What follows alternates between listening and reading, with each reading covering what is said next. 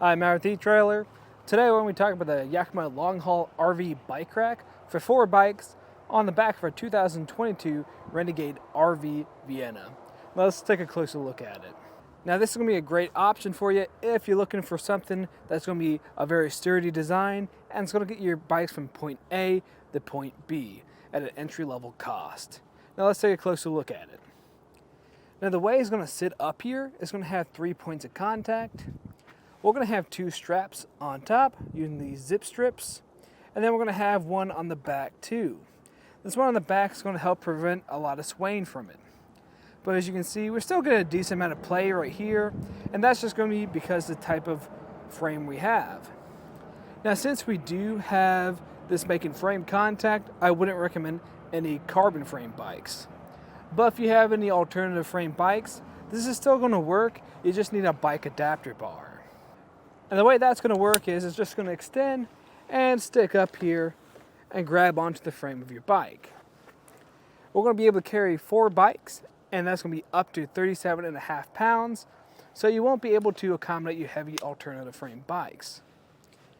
Now, if we take a closer look at it, we can see how we take our bike off, and to do that is going to be fairly straightforward. All we have to do is remove these zip strips just by squeezing on either side and pulling through. I like to take off this back one since it's the most difficult one for me to remove. I like to tuck that away somewhere where I won't lose it, and just repeating that same process up top.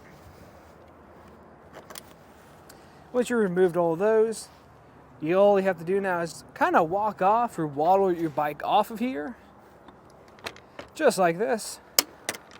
It can be a little tricky from time to time, just depending on the shape of your frame of the bike. But now that it's off, we can take it for a ride. And with the bike off of here, we can take a closer look at these cradles. You're going to notice we have some padding underneath. That's going to make sure your bike doesn't get too scratched up. And something I'm not a big fan about though is how close these sit. So depending on the size of your bike and how it's made, it might interact with each other, so getting 2 bikes next to each other might be a really hard option for you. Well, now we can get some measurements on how this is going to sit on the back.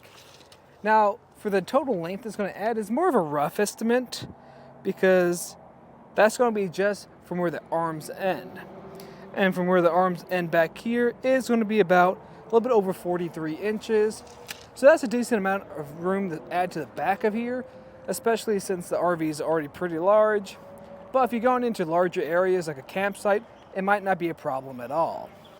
There's something to keep in mind is when your bikes are sitting up here and this is fully loaded, your handlebars are actually going to stick out past this. So that's going to extend what the total distance is. But if you don't have any bikes on here, you can fold these arms down to save you a lot of space. So how I'm going to do that is just by pulling this trigger at the top. This time just pushing and letting those arms fall until it locks down into place. And now that measurement is only going to be just about a little bit over 13 inches, which is going to save you a ton of space. And as for our ground clearance at the bottom, that's going to be a little bit over 15.5 inches, which isn't too bad, and since it's so close, I wouldn't worry about it making contact with the ground. Now for how it's going to interact on the back of here, it's really not going to block anything. The only thing it's going to block, just partially, is going to be this license plate, but you'll be able to see around it still. And for how it's going to attach to our RV, it's going to use this 2-inch shank. That's going to go into your 2-inch hitch receiver. And then we're going to have this anti-rattle bolt that goes through and connects to a lock core on the other side. That lock core is going to use the same key system as our integrated bike cable lock. And these are just going to add extra security, the one for the rack itself, and this one at the top for the bikes that are on the rack. Overall, I think this is going to be an excellent choice for our RV today, especially with how sturdy it is.